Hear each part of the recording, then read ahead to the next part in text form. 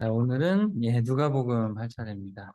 교재는 49쪽이고요. 누가복음이 조금 분량이 많아요. 특별히 여기 도표에 보시면 그 3번 구원의 빛이라고 되어 있거든요. 거기가 이제 핵심이에요. 그래서 갈릴리 사역 끝나고 예루살렘으로 가는 그 길에서가 마가 같은 경우는 길진 않지만 거기 이제 예수님께서 3번 언급하시는 내용들 기억나시죠? 거기 핵심이 들어있고 누가복음도 여기 핵심이 들어있는데 여기는 10장 가까이 돼요. 그리고 우리가 흔히 아는 사마리아인의 비유, 어떤 유명한 비유들과 가르침들 여기 다 들어가 있어요. 누가만 쓴 내용들이 다 안에 3번에 들어가 있어요. 그 3번을 제대로 이해만 하면 다 이해했다라고 보시면 될 것 같아요. 들어가기에 앞서서 여기 보시면 누가라는 이름의 뜻이 빛이라는 뜻이에요. 빛. 누가만 성경에 40여 명 가까이 되는 저자들 중에 누가만 이방인이에요. 다른 사람들은 다 유대인이고 그렇다 보니까 이방인의 시각에서 쓴 거죠. 이름의 뜻이 빛이기 때문에 빛을 비추다라는 뜻이기 때문에 그 뜻에 맞게 이제 이방인에게 빛을 비추는 낮은 자들에게 빛을 비추는 어떤 그런 내용을 중심으로 쓰여 있어서 그렇다 보니까 이제 낮은 계층의 사람들, 여성들, 병자들 고치는 이야기들이 아주 많이 나오고 자세하게 기록하고 있고요. 성령님의 빛, 예수님이 오시는 길을 성령님이 다 준비하셨다. 이제 그런 얘기들이 나와요. 그 다음에 이제 갈릴리에서 사람들에게 빛을 비춰주시고, 그 다음에 이제 갈릴리 사역 마치고 예루살렘으로 넘어가는 길에서 이제 구원에 대해서 이야기를 합니다. 이 부분은 좀 어려워가지고 잘 보면서 해야 돼요. 그리고 4번 예루살렘에서 빛을 비추시고 그리고 부활하시고 나서도 그 이야기가 쭉 전개되는데 부활하시고 나서도 끝까지 하나님의 말씀을 이해시키기 위해서 애쓰시는 예수님의 모습 이렇게 누가가 증언하고 있습니다. 이제 1장부터 쭉 한번 읽어볼게요. 1장부터 4장 13절까지 다 성령님에 대한 얘기가 나오는데 교재를 펴놓고 읽으시면 이해가 될 거예요. 그리고 여기 보면은 이제 세례 요한과 예수님의 이야기, 또 뭐 두 여인, 엘리사벳과 마리아의 이야기, 이렇게 두 이야기가 반복돼서 번갈아 가면서 남자도 나왔다가 여자도 나왔다가 그래서 이건 다분히 의도적인 거예요. 원래 보통 남성들의 이야기를 다루는데 이 누가는 전혀 그렇지 않습니다. 자, 1장 1절 존경하는 데어빌로 각하 받는 사람이죠. 우리들 가운데 일어난 일들에 관해 기록하고자 손을 댄 사람이 여럿 있었습니다. 이런 모든 글들은 일어난 일들을 직접 목격하고 말씀을 믿고 따르고 전파하게 된 사람들이 우리에게 전해준 바를 그대로 기록한 것들입니다. 그런데 저 또한 이 모든 일들을 처음부터 자세히 조사해 왔던 터였으므로 저는 데오빌로 각하를 위해 이 모든 일들을 각하께 차례대로 써보내는 것이 좋겠다고 생각이 들었습니다. 그래서 각하께서 이미 듣고 배우신 것들이 틀림없는 분명한 사실임을 확인시켜 드리고 싶기 때문입니다. 그래서 당시에 이제 예수님에 대해서 글을 쓰는 사람이 많았다는 거예요. 마테마가 누가 요한만이 아니라 이 누가 같은 경우는 차례대로 써보내는 게 좋겠다. 그래서 처음에 누가복음을 쓰고 그 다음에 사도행전까지 써가지고 이 데오빌로라는 뭐 조금 카카라고 하는 거 보면 좀 지위가 있는 사람 같죠? 그래서 이 사람한테 두 편의 글을 이제 쓰게 됩니다. 그 다음에 5절 여기서부터 이제 세례요한 출생이 시작되는데 눈여겨봐야 될 거는 성령님이 등장한다라는 거예요. 그래서 계속해서 성령님이 어떤 일을 해나가신다 이제 그런 이야기를 하고 있어요. 헤롯이 유대 왕으로 있던 시절 사가랴라 하는 제사장이 있었는데 그는 제사장 가운데 아비야 분단에 속했다. 그는 아내 역시 아론의 후손이었는데 이름은 엘리사벳이었다. 부부는 둘 다 신앙심이 무척 깊어서 하나님의 계명과 규율을 항실하게 지켰다. 그러나 그들 부부에게는 아기가 없었다. 엘리사벳이 아기를 가질 수 없는 몸이었고 더욱이 이제 그들 부부는 나이가 많아 늙었기 때문이었다. 때 사가랴는 자기 분단의 차례가 되어 경전에 올라가 하나님 앞에서 제사장의 일을 하게 되었다. 그러니까 1년이 12달인데 한 2주 정도씩 그래서 24 반차가 24 차례가 있었어요. 그래서 24그룹이 돌아가면서 1년에 2주 그 정도로 이렇게 해가지고 돌아가는 차례대로 이제 했던 거예요. 근데 이제 사가랴가 세례요한의 아버지가 할 차례가 되어가지고 분향이 들어가는 임무가 사가랴에게 돌아왔다. 사가랴가 성소에 들어가 분향하는 동안 예배자들은 모두 밖에서 기도를 드리고 있었다. 그때 주님의 천사가 사가랴 앞에 나타났다. 천사는 분향 제단의 오른편에 서 있었다. 사가랴는 천사를 보고 너무나 놀라 큰 두려움에 사로잡혔다. 그때 천사가 말했다. 사가랴야 두려워하지 말라. 내 기도를 하나님께서 들어주셨다. 내 아내 엘리사벳이 아들을 낳을 터이니 아이의 이름을 요한이라고 지어라. 그 아들은 너에게 큰 기쁨과 즐거움이 될 것이고 또한 많은 사람들이 그 아이가 태어난 것을 함께 기뻐할 것이다. 그것은 그 아들이 주님 보시기에 큰 인물이 될 것이기 때문이다. 그 아이는 포도주나 다른 술을 일체 입에 대지 않을 것이며 어머니 뱃속에서부터 성령으로 충만할 것이다. 왜 성령에 충만할 것이다 나오죠? 그 아이는 많은 유대인들을 그들의 주 하나님께로 돌아오게 할 것이다. 엘리야의 심령과 능력을 가지고서 주보다 앞서올 것이다. 말라기에 보면 엘리야를 보낼 것이다. 이제 그런 이야기를 하는데 그 엘리야가 바로 이 사람이에요. 그래서 아버지들의 마음을 자녀들에게 향하게 하고 또 순종하지 않는 사람들의 마음을 의로운 사람의 지혜로 돌아서게 하여 이 백성들로 하여금 주님을 맞아들일 준비를 하게 할 것이다. 그러자 사가랴가 천사에게 말하였다. 어떻게 그런 일이 있을 수 있겠습니까? 믿기가 힘듭니다. 저는 늙었고 제 아내 또한 나이가 많으니 말입니다. 천사가 대답했다. 나는 하나님을 모시는 가브리엘이다. 바로 그분 하나님께서 이 기쁜 소식을 내게 전하라고 보내셨다. 네가 내 말을 믿지 않았으니 내 말이 실제로 이루어질 때까지 너는 입을 열지 않아 당분간 벙어리가 되어 말을 하지 못하게 될 것이다. 한편 성도 밖에서 사가랴가 나오기를 기다리던 사람들은 그가 너무 오랫동안 나오지 않자 이를 이상하게 여겼다. 마침내 사가랴가 성소 밖으로 나왔지만 그는 말을 하지 못했다. 사가랴는 사가랴가 말을 하지 못했지만 사람들은 그가 열심히 손짓하는 것을 보고는 그가 환상을 보았다고 생각했다. 제사장 직무 기간이 끝나자 사가랴는 자기 집으로 돌아갔다. 그 후 사가랴의 아내 엘리사벳은 아기를 임신하여 5달 동안 집 안에만 있었다. 그때 엘리사벳은 이렇게 말했다. 주께서 나를 보살펴 주셔서 아기 낳지 못하는 여자라는 큰 수치를 벗겨 주셨으니 참으로 주님은 얼마나 은혜로우신 분인가. 사가랴의 아내 엘리사벳이 아기를 가진 지 6살 되었을 때 어느 날 하나님께서는 천사 가브리엘을 갈릴리의 나사렛이라는 동네에 보내셔서 다윗의 후손인 요셉이라는 사람과 약혼한 처녀를 찾아가게 하셨다. 그 처녀의 이름은 마리아였다. 가브리엘 천사가 마리아에게 나타나 말했다. 기뻐하라 큰 은혜를 입은 자야 주께서 너와 함께 하신다. 천사의 말을 듣고 마리아는 놀라 몸을 떨면서도 그 말이 도대체 무슨 뜻인지 궁금해졌다. 천사가 말했다. 마리아여 두려워하지 말라. 하나님께서 너에게 놀라운 은혜를 내리셨다. 너는 이제 곧 임신하여 아들을 낳게 될 것인데 그 아기의 이름을 예수라고 하여라. 그는 위대한 분이 될 것이며 지극히 높으신 분의 아들이라 불릴 것이다. 주 하나님께서는 그에게 그의 조상 다윗의 왕위를 잇게 하실 것이다. 그는 야곱의 집을 영원히 다스릴 것이며 그의 나라 역시 영원토록 이어질 것이다. 마리아가 천사에게 물었다. 하지만 처녀인 제가 어떻게 아기를 가진단 말입니까? 성령께서 내게 임하시고 여기 또 성령이 나오죠. 성령께서 내게 임하시고 지극히 높으신 분의 권능이 너를 감싸 주실 것이다. 그러므로 내게서 태어날 아기는 거룩한 분이요 하나님의 아들이라 불릴 것이다. 보라, 내 친척 엘리사벳도 그렇게 늙은 나이에 아기를 가졌다. 사람들은 그녀를 아기를 낳지 못하는 여자라고 소문댔지만 그녀가 임신한 지 이미 6달이 되었다. 하나님께는 불가능이 없으므로 그분께서 약속하신 것은 무엇이나 그대로 다 이루어진다. 마리아가 말했다. 저는 주의 여종입니다. 당신이 말씀하신 대로 모든 일이 제게 다 이루어지기를 바랍니다. 그러자 천사가 마리아에게서 떠나갔다. 이렇게 이제 두 이야기를 하는 거죠. 세례 요한이 태어나게 되는 전 이야기와 예수님의 탄생 이야기. 자, 이제 며칠 후 마리아는 일어나 유대의 한 산으로 들어갔다. 그녀는 사가랴의 집에 들어가서 엘리사벳에게 인사했다. 마리아의 문사 인사를 받을 때 엘리사벳의 뱃속에서는 아기가 뛰놀았다. 그때 엘리사벳이 성령으로 충만해져서 마리아에게 큰 소리로 말했다. 마리아야, 너는 저인들 가운데 큰 복을 받았구나. 태중에 있는 아기도 복을 받는구나. 내 주의 어머니께서 나를 찾아주시니 이 얼마나 영광스러운 일인가. 내가 인사하는 소리를 듣자 맞아, 내 태중에 아기가 기뻐서 뛰놀았다. 주께서 하신 말씀이 다 이루어지리라고 것을 믿는 여인은 참으로 복되도다. 그래서 여기도 41절에 성령이 충만해졌다. 이런 얘기를 하죠.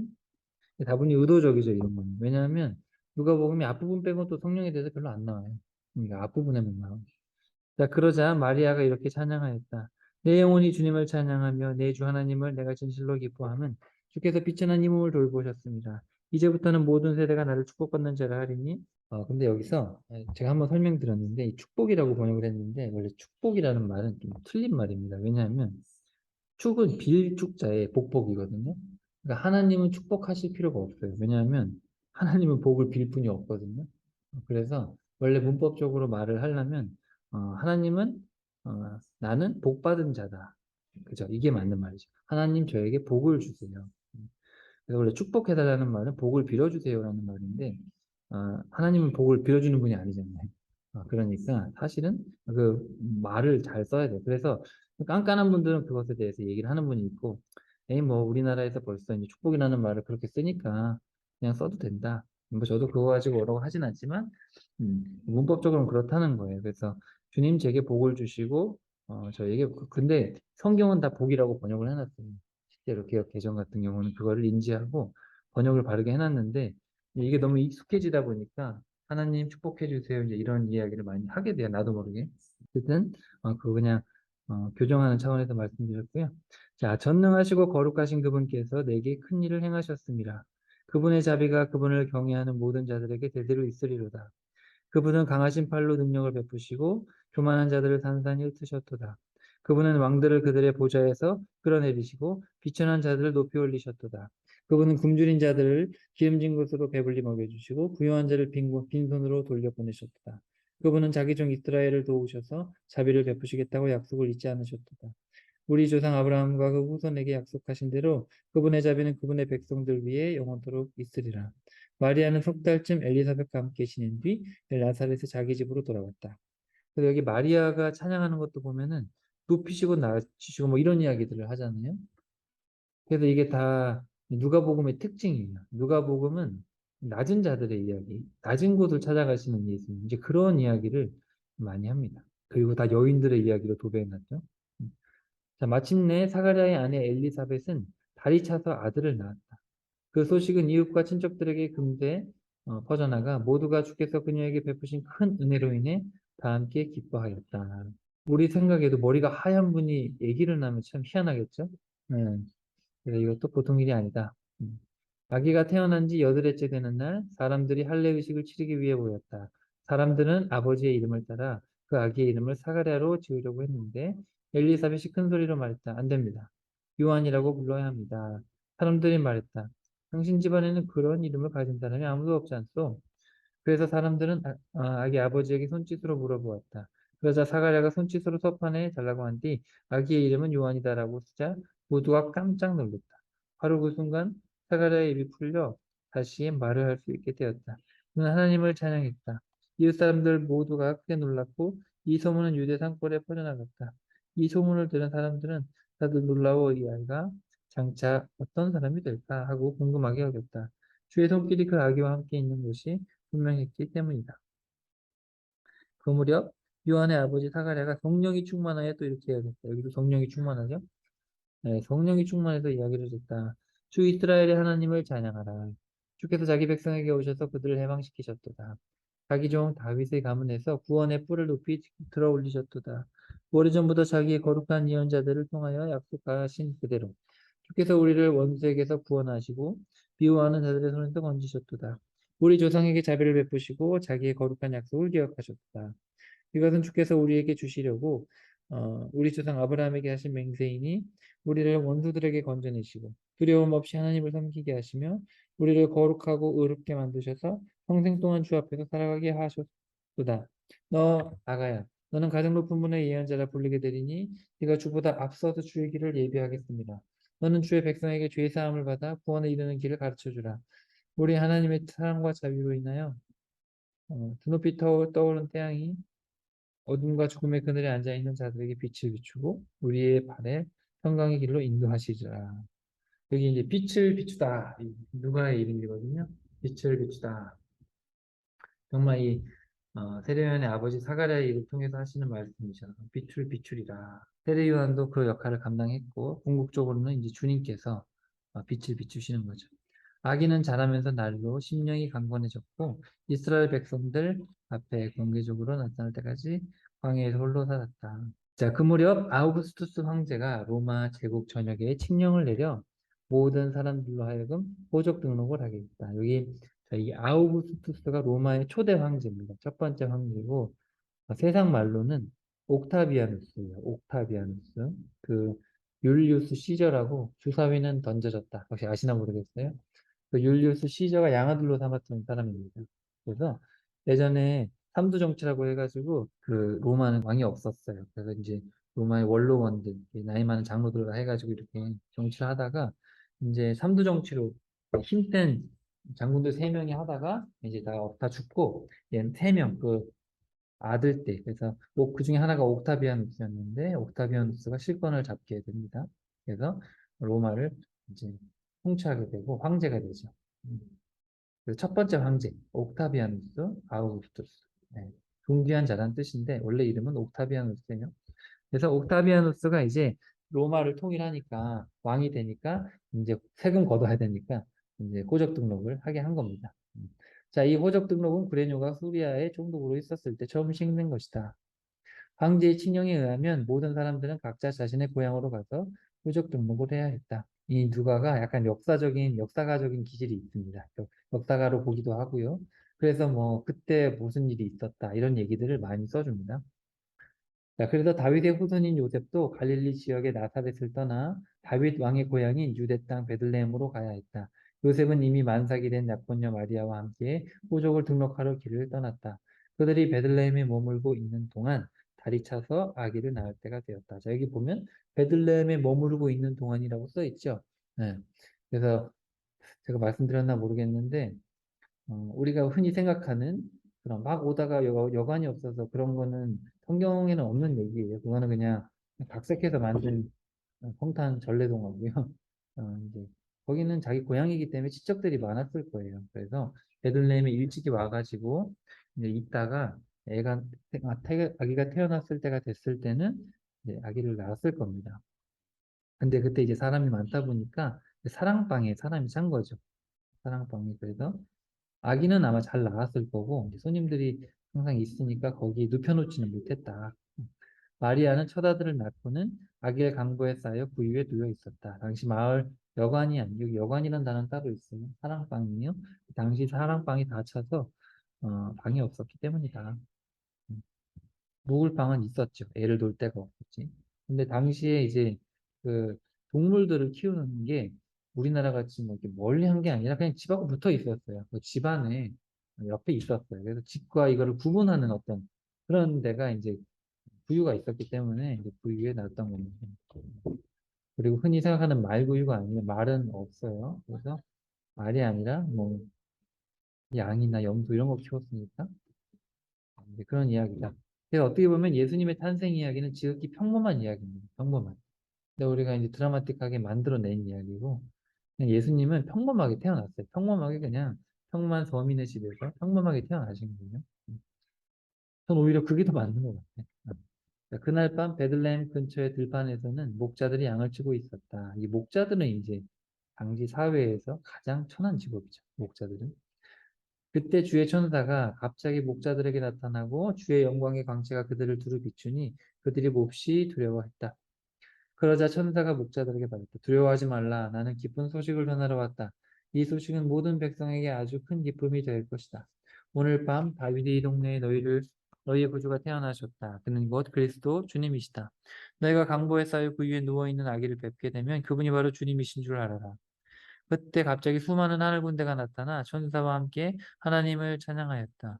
지극히 높은 곳에서는 하나님께 영광이요 땅에서는 주님이 기뻐하시는 모든 사람들에게 평화로다. 천사들이 목자들에게서 떠나 하늘로 되돌아가자 목자들이 서로에게 말했다. 자, 어서 베들레헴으로 가보자. 그래서 주께서 우리에게 알려주신 일들이 정말로 일어났는지 알아보자. 목자들이 서둘러 동네로 달려가 마리아와 요셉을 찾아냈다. 과연 아기가 구유 안에 누워 있었다. 목자들은 자기들에게 있었던 일과 천사가 이 아기에 대해 말한 내용을 사람들에게 알렸다. 목자들의 이야기를 들은 사람들은 저마다 크게 놀랐다. 하지만 마리아는 이 모든 일을 마음속 깊이 담아두고 곰곰이 되새겼다.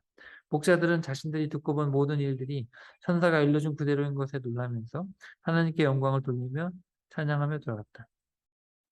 아기가 태어난 지 여덟째 되는 날 아기에게 할례 의식을 행했을 때 마리아는 아기가 잉태되기 전 천사가 자기에게 일러준 대로 아기 이름을 예수라고 지었다. 자, 모세의 율법에 따라 정결 의식을 치를 때가 되자 요셉과 마리아 부부는 아기를 주께 바치려고 예루살렘으로 올라갔다. 보통 남자아이는 40일 있다 올라가고 여자아이는 80일 있다. 그거 써 있죠. 레위기에 보면. 이것은 주의 율법에 처음 태어난 마다들은 하나님께 바쳐야 한다라고 기록된 대로 행하기 위함이고, 또한 주의 율법에 산비둘기 한 쌍이나 어린 집비둘기 두 마리를 드려야 한다라고 기록된 대로 희생 제물을 주께 드리기 위함입니다. 근데 당시 예루살렘에는 시므온이라는 사람이 살고 있었는데, 그는 의롭고 경건한 사람으로 이스라엘의 구원을 간절히 고대하고 있었고, 그는 항상 성령이 충만한 상태였다. 여기도 또 성령님이 나오죠. 그는 그리스도를 보기 전에는 자신이 죽지 않을 것이라는 성령님의 계시를 받은 적도 있었다. 그날 시므온은 성령의 인도로 성전에 갔다. 그때 마침 마리아와 요셉이 주의 율법에 정한 대로 아기 예수를 주께 드리려고 성전 안으로 들어왔다. 시몬은 아기 예수를 팔로 받아서 품에 안고는 하나님을 찬양하며 말했다. 주여, 주께서 내게 약속하신 대로 이제 이 종은 평안히 눈을 감게 되었습니다. 주께서 세상을 위해 보내주신 구주를 오늘 제 눈으로 친히 보았습니다. 이분은 모든 백성을 비추는 빛이시며 모든 나라를 비추는 빛이시며 주의 백성 이스라엘의 영광이십니다. 요셉과 마리아는 아기에 대한 시므온의 말을 듣고 크게 놀랄 뿐이었다. 시므온은 그들을 축복한 후에 아기의 어머니 마리아에게 말했다. 이 아기는 장차 수많은 이스라엘 사람들을 일으키시기도 하고 넘어지기도 할 것입니다. 또한 많은 사람들이 거스르고 반대하는 대상이 되기도 할 것입니다. 그로써 수많은 사람들의 속마음이 드러나게 될 것이고 당신의 마음 또한 칼로 찔린 듯 아플 것입니다. 또 아셀 지파에 속하는 베누엘의 딸로 나이가 매우 많은 여자 예언자 안나도 그날 성전에 있었다. 그 여자는 결혼한 지 7해 만에 남편을 잃고 84살이 되는 지금까지도 여전히 과부로 살고 있었다. 그 여자는 밤낮으로 기도하고 금식하고 예배를 드리면서 날마다 성전에서 살다시피 했다. 그 예언자는 할례 의식이 진행되는 중에 성전에 들어왔다가 아기 예수를 보고 하나님께 감사를 드린 후에 예루살렘의 구원을 간절히 기다리는 사람들에게 어, 아기에 대해 이야기했다. 주의 율법에 따라 모든 일을 마친 마리아와 요셉 부부는 다시 고향 동네인 갈릴리의 나사렛으로 돌아왔다. 자, 그 전에 요셉 부부가 이제 나사렛으로 가기 전에 베들레헴으로 다시 갔죠. 어, 성전에 갔다가 베들레헴으로 갔다가 베들레헴에 이제 몸조리 하고 있었겠죠. 거기 성전에 갔다가 몸조리 하고 왔다가 이제 있던 그 차에 그래서 예수님이 돌이 됐는지 두 돌이 됐는지 알 수는 없는데 그 어간에 동방 박사들이 찾아오게 됩니다. 동방 박사들은 한참 있다 다시 찾아와요. 그 단어 자체가 갓난아기 때랑 좀 컸을 때랑 다른데 동방 박사들이 왔을 때는 갓난아기 때가 아니에요. 그래서 최소는 몇 주고 크게는 몇 년까지, 1, 2년까지 생각할 수 있는 장면입니다. 해마다 6월절이 되면 예수의 부모는 예루살렘으로 올라갔다. 예수께서 12살이 되던 해에도 예수의 부모는 관례대로 예루살렘으로 올라갔다. 명절이 끝나고 예수의 부모는 집으로 돌아가고 있는데 어린 예수는 아직 예루살렘에 남아 있었다. 예수의 부모는 그것도 모른 채 길을 계속 갔다. 그들은 예수가 일행 중에 끼어 있으려니 생각하고는 하루길을 갔다. 그러다가 문득 예수가 생각나서 친척들과 아는 사람들 사이에서 찾기 시작했는데 못 찾자 예루살렘으로 되돌아갔다. 사흘 후에야 예수의 부모는 예루살렘 성전들 사이에서 그들의 말을 듣기도 하고 있었고 묻기도 하고 있었다. 그래서 예수님의 말을 듣고 있던 사람들은 모두 그의 슬기와 지혜에 크게 경탄했다. 여기 경탄했다는 단어가 이것도 누가가 쓰는 용어인데 어, 누가가 야이로의 죽었던 딸이 살아났을 때 요 경탄했다는 말을 쓰고 또 부활을 목격한 여인들에 대한 이야기를 할 때 요 이야기를 씁니다. 그러니까 우리가 그냥 크게 놀랬다 요 정도로 생각하는데 이제 누가가 하려는 의도는 기절 촉봉했다 이런 뜻인 것 같아요. 왜냐하면은 12살밖에 안 된 애가 6, 70년 된 랍비들의 이야기를 다 뒤집어 엎으니까 그 지혜에 크게 경탄. 예수의 부모 역시 그 일을 보고서 깜짝 놀랐다. 어머니가 예수에게 말했다. 얘야, 왜 이렇게 우리 속을 태우느냐? 나와 내 아버지는 너를 찾느라고 얼마나 헤맸는지 모른다. 그래서 예수께서 대답했다. 아, 왜 그렇게 저를 찾으셨나요? 제가 당연히 제 아버지의 집에 있으리라는 것을 왜 모르셨죠? 그러나 부모는 예수가 자신들에게 한 그 말이 무슨 뜻인지 깨닫지 못했다. 소년 예수는 부모를 따라 고향 나사렛으로 돌아와 부모님께 순종하며 지냈다. 예수의 어머니 마리아는 이 모든 일을 마음속에 담아두었다. 예수는 날로 키와 지혜가 자라났고 자라면서 하나님과 사람들에게서 더욱 사랑을 받았다. 3장으로 갈게요. 3장은 준비하시는 성령님, 마지막 파트네요. 그래서 예고하시는 성령님, 선포하시는 성령님, 인도하시는 성령님, 준비하시는 성령님, 이렇게 제가 네 부분으로 나눠서 놨습니다. 네, 이건 되게 다분히 누가가 의도적으로 그렇게 쓴 것 같아요. 왜 또 사도행전에 보면은 성령님께서 오시는 이야기가 나오잖아요. 성령 행전이니까. 그래서 이제 누가는 그거를 염두에 두고 그렇게 쓴 것 같아요. 네, 성령님에 대한 이야기를. 그래서 여기 3장 1절 보면 이 티베리우스 황제가 로마 제국을 다스린 지 15년째 되던 해였다. 그러니까 초대 황제 끝나고 다음 황제겠죠? 빌라도가 유대 총독으로, 헤롯이 갈릴리 분봉왕으로, 동생 빌립이 이두레와 드라고니 지방의 분봉왕으로, 루사니아가 아빌레네의 분봉왕으로 있었다. 그러니까 누가가 이렇게 자세하게 역사적 정황을 써주니까 이제 예수님의 어떤 연대기를 따지기가 좀 좋아요. 누가가 그 역할을 한 것 같아요. 또 유대 대제사장 직분은 안나스와 가야바가 맡고 있었다. 그 무렵 하나님의 말씀이 광야에 살고 있는 사가랴의 아들 세례 요한에게 임했다. 세례 요한은 요단강 지역을 두루 돌아다니며 죄를 용서받으려면 회개해야 한다고 사람들에게 설교했다. 예언자 이사야가 기록한 대로였다. 광야에서 외치는 자의 소리가 있으니 곧 너희는 주님의 길을 예비하고 그분이 다니실 길을 곧게 하여라. 모든 골짜기가 메어질 것이고 모든 산과 언덕은 낮아질 것이며 구부러진 길은 곧게 펴질 것이고 험한 길은 평탄해질 것이니 그리하여 모든 사람들이 하나님의 구원하심을 보게 될 것이다. 이게 세례 요한이 세례를 받으러 온 군중에게 설교를 하는데 이 독사의 자식들아 닥쳐올 징벌을 피하라고 누가 일러주더냐. 너희는 먼저 회개했다는 열매를 보여주어라. 너희는 속으로 아브라함은 우리의 조상이다라고 말하면서 스스로를 위로하지 말아라. 하나님께서는 이 돌들을 가지고도 능히 아브라함의 자녀를 만드실 수 있는 분이다. 보라, 나무가 찍으려고 도끼가 이미 나무의 뿌리에 대기하고 있다. 따라서 좋지 않은 열매를 맺는 나무마다 다 찍혀서 불에 던져지게 될 것이다. 자, 군중이 세례 요한에게 물었습니다. 자, 그러면 어떻게 해야 됩니까? 자, 요 부분은, 요 10절 이하의 부분은 이제 누가복음에만 나와요. 다른 부분은 안 나오고 자세하게. 자, 세례 요한이 대답했다. 옷을 2벌 가진 사람은 가지지 못한 사람에게 나누어 주어라. 먹을 것이 있는 사람은 굶주린 사람들과 나누어 먹어라. 세리들도 세례 요한에게 세례를 받으러 왔는데 선생님 어떻게 하면 좋겠습니까? 그자 규정된 것 이상으로는 세금을 거두어 들이지 말라. 군인들도 물어요. 우리는 어떻게 해야 됩니까? 남을 위협하거나 폭력을 써서 돈을 뜯어내지 말고 무고한 사람에게 죄를 뒤집어 씌우지 말라. 또 너희들이 받은 봉급으로만 만족해라. 여기 11절부터 10절부터 14절까지 이 이야기를 보면 딱 떠오르죠. 그냥 정의와 공의를 행하라는 거예요, 결국은.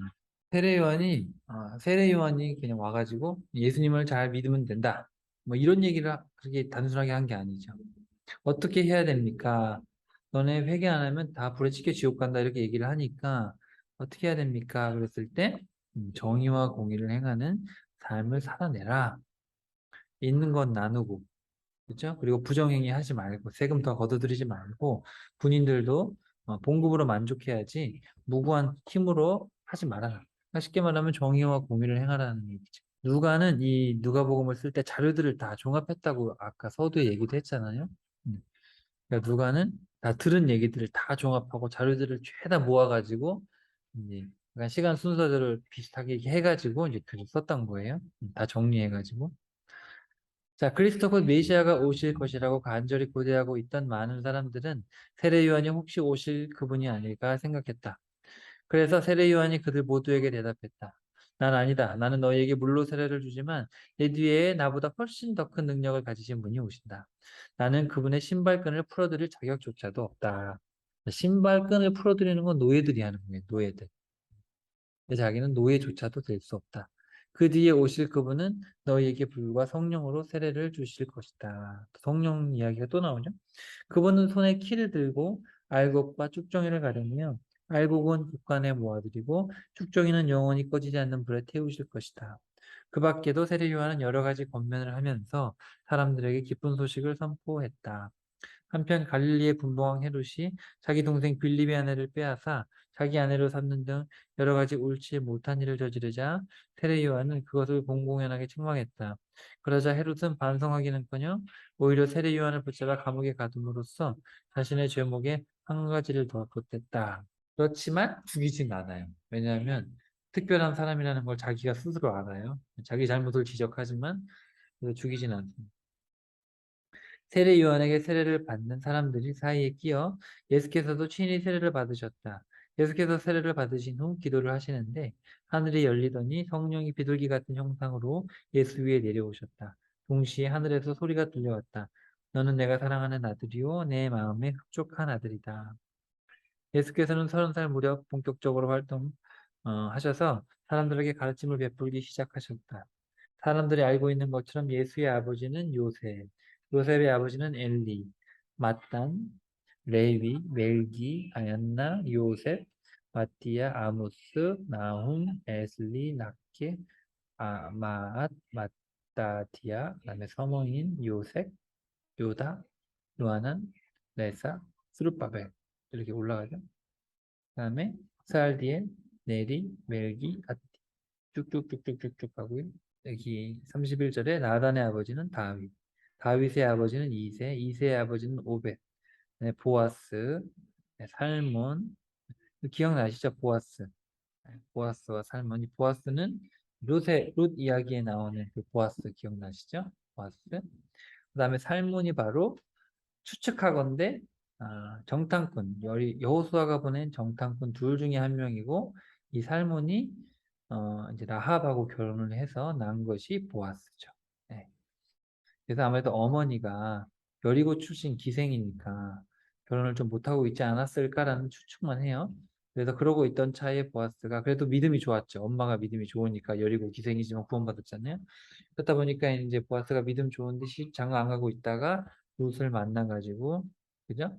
결혼을 해가지고 다윗이 나중에 태어나게 되는 그 가문이죠. 자, 나손의 아버지는 아비나답 쭉쭉 올라가가지고 헤스론의 아버지는 베레스, 베레스의 아버지는 유다, 유다의 아버지는 야곱, 야곱의 아버지는 이삭, 아버지 아브라함, 데라, 나홀, 트룹, 그 다음에 르우, 벨렉, 헤버, 살라, 가이난, 가이난의 아버지 여기 아박사, 여기 36절에 이제 가이난이 나오는데 이 사람은 사실 다른 족보에는 안 나오고 여기만 이제 누가가 소개를 해놨는데 이제 다른 이제 성경 말고 외경이 있거든요. 성경 말고. 근데 거기 보면은 이 사람이 점성술에 빠졌대요. 극심한 우상숭배자였다라는 말이 있어요. 그래서 구약에선 그냥 이 인물을 빼버렸다.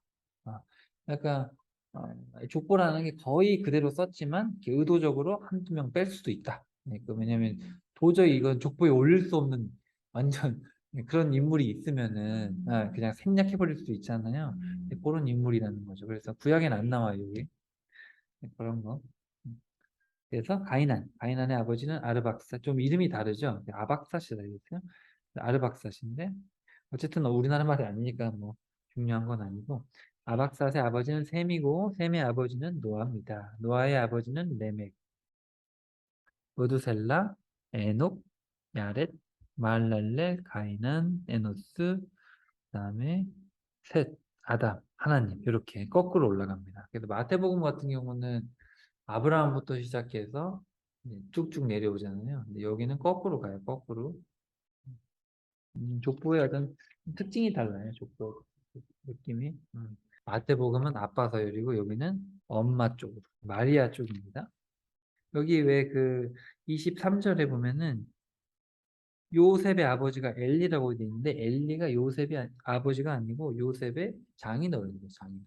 엘리. 예, 요셉의 아버지 엘리가. 그래서 이거는 거꾸로 올라가는 거예요. 거꾸로. 그러니까 거꾸로가 아니라 거꾸로 올라가는데 자 그래서 이 누가가 물론 뭐 성령님께서 쓰시니까 성경책을 어쨌든 누가는 여성들의 이야기를 엄청 많이 쓰죠. 그래서 마태 같은 경우는 유대인들한테 쓰니까 유대인의 기원은 아브라함이잖아요. 그러니까 아브라함부터 시작하면 되는데 누가 같은 경우는 이방인의 빛 되신 분이잖아요. 그러니까 인류의 기원까지 올라가는 거예요. 네. 의도적인 거죠. 이건 다분히. 복음서는 다분히 의도적이에요. 이게 성령께서 저자들을 가지고 이제 저자의 특징과 또 독자의 특징을 다 고려해서 이제 쓰신 거죠. 하나님까지 올라가는 거꾸로 거슬러 올라가는 어떤 신학적인 의미가 있죠, 다. 네. 자, 그다음에 이제 시험을 받으십니다. 여기도 보면 성령으로 충만해져서 성령에 이끌려서 광야로 가셨다. 그러니까 다 성령께서 하셨다라는 거를 지금 계속 얘기하는 거예요. 성령께서 마리아, 엘리사벳을 준비하시고 태어날 때도 그렇게 하시고 또 아까 안나와 시므온도 성령 충만했고 그죠? 그리고 또 예수님 태어나신 이후에도 성령으로 충만하셔서 성령님에 이끌려서 시험을 40일 동안 마귀에게 받으신다. 아무것도 잡수시지 않았기 때문에 몹시 시장하셨다. 그때 마귀가 예수께 말했다. 만일 네가 하나님의 아들이라면 돌더러 빵이 되게 해봐라. 물질의 시험이죠. 성경에 기록되어 있기를 사람이 빵으로만 사는 것이 아니다. 마귀가 예수를 높은 곳으로 데리고 올라가 순식간에 세상 모든 나라를 보여주면 자, 저 모든 것을 주겠다. 영화를 주겠다. 세상을 다스릴 권세는 나에게 속하여 있기 때문에 내가 원하면 누구에게나 줄 수 있다. 나에게 경배하여라. 그렇게 한다면 이 모든 것들을 다 너의 것이 될 것이다. 성경에 기록되어 있기를 주 너의 하나님을 경배하고 오직 그분만을 섬기라. 마지막으로 마귀는 예수를 데리고 성전 꼭대기로 올라갔다. 만일 네가 하나님의 아들이거든 여기서 한번 뛰어내려 보아라. 성경에 기록되어 있기를 하나님께서 너를 위해 천사들에게 명하여 너를 보호하실 것이니 천사들이 손으로 너를 떠받쳐 너의 발이 돌에 부딪히지 않게 할 것이다라고 하지 않았느냐.